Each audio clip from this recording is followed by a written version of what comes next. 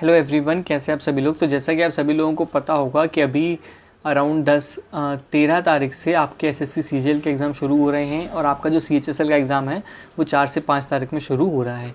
तो इस वीडियो में हम मेनली डिस्कस करेंगे कि एसएससी सीजीएल के लिए आपकी क्या बेस्ट स्ट्रैटेजी होनी चाहिए फॉर जनरल अवेयरनेस आखिरी के 10 दिनों में, और क्या जो सबसे इम्पॉर्टेंट टॉपिक्स होते हैं जिनसे टीसीएस सबसे ज़्यादा क्वेश्चंस पूछता है, तो वो सारे टॉपिक पूरे जो भी 2 से 3 साल में टीसीएस ने एग्ज़ाम्स करवाए हैं वो सारे टॉपिक मैंने इकट्ठे करे हैं और वो मैं आपको इस वीडियो में प्रोवाइड कर रहा हूँ। ठीक है, तो सबसे पहले अगर हम देखते हैं तो ये हम शिफ्ट वाइज अगर एनालिसिस देखें तो ये है आपका सीजीएल 2018 में किस टाइप से जो जनरल अवेयरनेस में वेरिएशन था वो देखने को मिला था। तो आप देखें, हिस्ट्री में कहीं आपके 4 क्वेश्चन थे तो कहीं 3 थे, कहीं आपके 6 से 5 क्वेश्चन भी पूछे गए थे। ज्योग्राफी में कहीं 3 क्वेश्चन थे तो 1 थे, कहीं आपके 4 क्वेश्चन भी पूछे गए थे। तो टीसीएस के आने के बाद क्या है, जो आपकी जनरल अवेयरनेस है वो काफ़ी मतलब उसमें वेरिएशंस काफ़ी ज़्यादा हो गए हैं। तो आपको किसी भी एक टॉपिक अच्छा करने से कुछ नहीं हो सकता, सारे टॉपिक्स पे थोड़ी थोड़ी आपकी कमांड होनी चाहिए। ठीक है, और सिमिलरली आप देखें ये बाकी जो हैं शिफ्ट्स उनका डेटा आप देख सकते हैं। तो इसमें जो हिस्ट्री के सबसे इंपॉर्टेंट टॉपिक्स जो होते हैं जिनसे टीसीएस सबसे ज़्यादा क्वेश्चंस पूछता है वो होते हैं आपके सबसे पहले तो डायनेस्टी, रूलर और उनके फाउंडर कौन थे और उनकी टाइमलाइन क्या थी वो आपको पता होना चाहिए। ठीक है, उसी के साथ जो नेक्स्ट इंपॉर्टेंट होता है टॉपिक वो होता है एम्पायर्स और यूनिवर्सिटीज़। इंडस वैली सिविलाइजेशन से टीसीएस काफ़ी क्वेश्चन पूछता है, और जो भी पुरानी एंशिएंट साइट्स हैं। और जो नेक्स्ट इंपॉर्टेंट चीज़ है वो है who built what and when, मतलब किसने क्या बनाया और कब बनाया। इंपॉर्टेंट प्लेसेस, जो भी बैटल्स हुए हैं, मॉन्यूमेंट्स और जो भी डेट्स हैं उसके रिगार्डिंग भी टीसीएस काफ़ी ज़्यादा क्वेश्चंस पूछता है। ठीक है, इसके बाद जो नेक्स्ट क्वेश्चन टीसीएस पूछता है वो होता है वैदिक लिटरेचर से। ठीक है, इंडियन स्कॉलर्स जो थे, इंडियन पैटर्न्स, जैनिज़्म और बुद्धिज़्म से भी टीसीएस काफ़ी ज़्यादा सवाल पूछता है। नेक्स्ट जो एम्पायर हैं आपके, जैसे मगध एम्पायर हो गया, गुप्ता एम्पायर हो गया, विजयनगर एम्पायर हो गया। नेक्स्ट है आपके सल्तनत, दिल्ली सल्तनत, Mughal, post and pre period, और हैं आपके फाउंडर्स और लास्ट किंग्स। ठीक है, इसके बाद जो हम अगर मॉडर्न हिस्ट्री पे आते हैं तो वो होता है आपके इंडिया के भी जो भी नेशनल मूवमेंट्स हैं वो, important British governors and viceroys, acts before and after 1857, leaders जो भी थे हमारे, वेरियस जो भी इंडिपेंडेंट जो फ्रीडम स्ट्रगल था, वेरी फेमस जो भी बैटल्स थे, महात्मा गांधी जी से टीसीएस काफ़ी सवाल पूछता है, और जो भी आपके इम्पॉर्टेंट कांग्रेस के सेशंस हैं उनसे टीसीएस क्वेश्चंस पूछता है। ये हो गया आपका हिस्ट्री का। इसके बाद अगर हम पॉलिटी पे आते हैं तो पॉलिटी में जो भी बोरोड फीचर्स हैं हमारे इंडियन कॉन्स्टिट्यूशन के वो काफ़ी इंपॉर्टेंट होते हैं। पार्ट्स, शेड्यूल्स और आर्टिकल्स, अमेंडमेंट्स, मतलब ये जो 3 टॉपिक हैं इनसे आपको एक क्वेश्चन तो पक्का देखने को मिलेगा, और आर्टिकल्स। ठीक है, नेक्स्ट है आपके रिट्स, फंडामेंटल ड्यूटीज़ और पार्लियामेंट्स। इसके अलावा जो आपके पीएम और प्रेसिडेंट हैं इससे टीसीएस काफ़ी सवाल पूछता है, जैसे प्रेसिडेंट को कौन अपॉइंट करता है और प्रेसिडेंट किस किस को अपॉइंट कर सकता है, प्रेसिडेंट किसको रेसिग्नेशन देता है और कौन लोग ऐसे हैं जो प्रेसिडेंट को रेसिग्नेशन देते हैं, वो सब आपको पता होना चाहिए। नेक्स्ट है आपके चीफ मिनिस्टर्स, प्लानिंग कमीशन और पावर्स। ठीक है, नेक्स्ट है आपका पंचायती राज, काफ़ी इंपॉर्टेंट टॉपिक है। Constituent assembly and making of constitution and important committees, ये काफ़ी मैं इंपॉर्टेंट टॉपिक कहूँगा। इंपॉर्टेंट कमीशंस, ठीक है, Lok Sabha, Rajya Sabha, supreme court, high court. Next हम आते हैं ज्योग्राफी पे।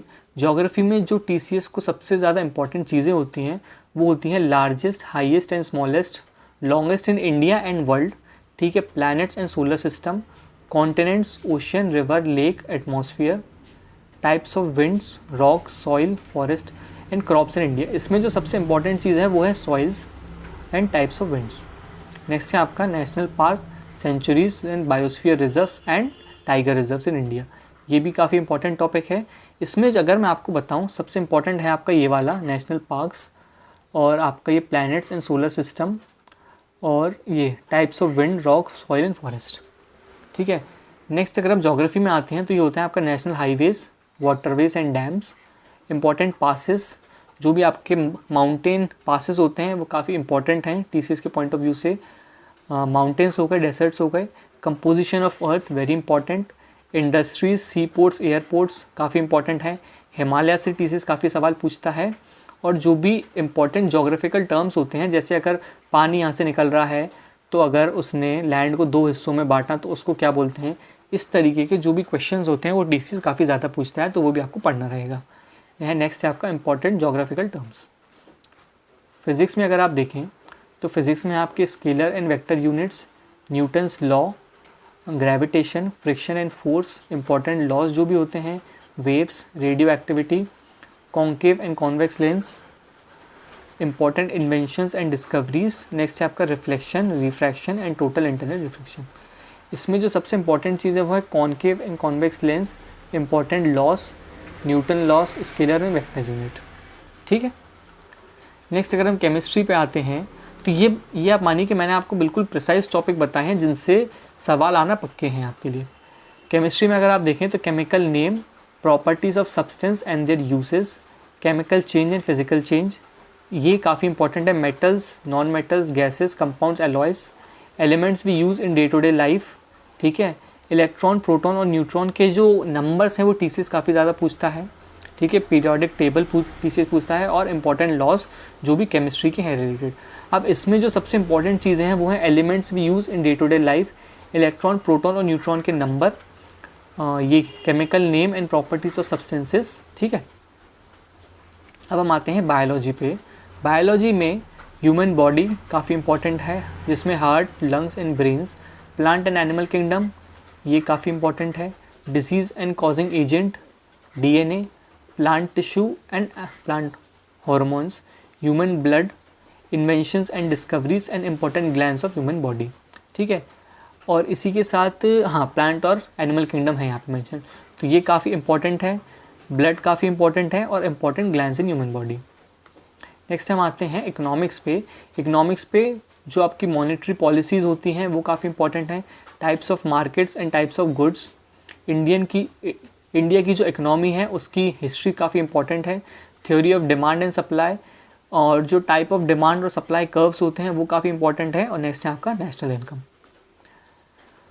और इकोनॉमिक्स में मनी और बैंकिंग से काफ़ी सवाल पूछे जाते हैं। 5 ईयर प्लान जो है, RBI, SEBI, share market, latest जो भी इकोनॉमिक स्कीम्स हैं जो भी स्टेट और सेंट्रल निकालता है वो सब, टैक्स सिस्टम इन इंडिया, और फिस्कल पॉलिसी और जो भी डेफिसिट होता है वो। अब हम आते हैं करंट के ऊपर, क्योंकि टीसीएस ने करंट का वेटेज काफ़ी बढ़ा दिया है। करंट में जो सबसे ज़्यादा क्वेश्चंस पूछे जाते हैं वो पूछे जाते हैं स्पोर्ट्स से, और स्पोर्ट्स में क्रिकेट से, क्रिकेट के बाद टेनिस, इंपॉर्टेंट जो भी इवेंट्स हैं, गोल्ड मेडल अगर इंडिया ने कहीं जीता है तो, और स्पोर्टिंग लोकेशंस जो हैं, और इम्पॉर्टेंट टर्म्स। अब सीएम, गवर्नर और सेंट्रल के जो भी मिनिस्टर्स हैं, important days and themes, India's ranking और अपॉइंटमेंट्स। बुक्स एंड ऑथर्स काफ़ी इंपॉर्टेंट हैं, important summits, headquarters, awards, Nobel prize, Padma award, military, navy और एयरफोर्स की जो भी एक्सरसाइजेज होती हैं, रेलवेज़, और स्पोर्ट्स में जो भी आपके टेनिस के ग्रैंड स्लैम्स होते हैं वो काफ़ी इंपॉर्टेंट होते हैं।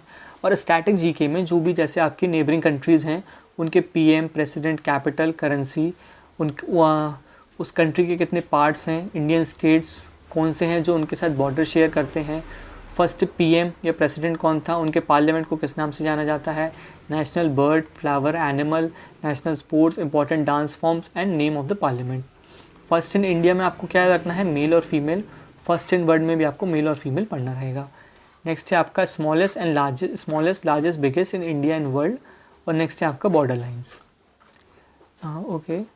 नेक्स्ट जो आपका स्टैटिक जीके में है वो है आपके sports, awards and honours, world के जो भी फेमस ऑर्गेनाइजेशंस हैं उनके मेंबर्स कौन कौन हैं, कितने मेंबर्स हैं, हेडक्वार्टर्स, स्टेट और dance forms both classical and folk, national parks, important days, birthday and year of famous personalities. ठीक है।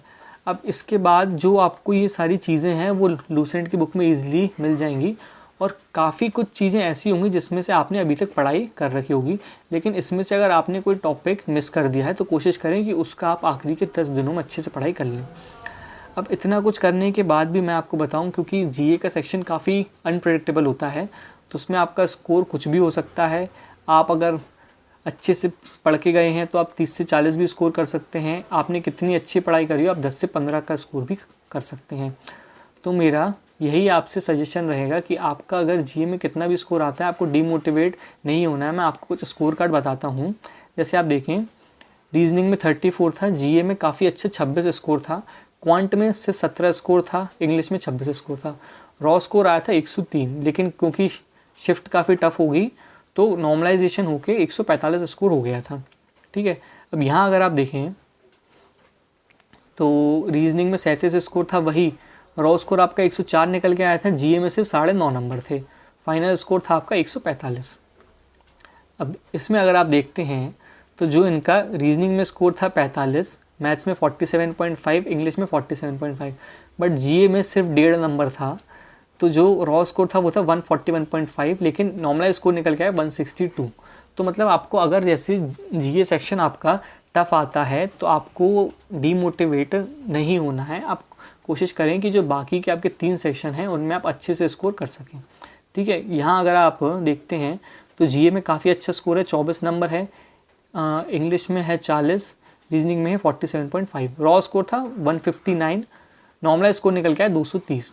तो मतलब अगर आप जीए में 20 से 25 नंबर भी स्कोर कर लेते हैं तो वो आपका एक काफ़ी अच्छा स्कोर माना जाएगा।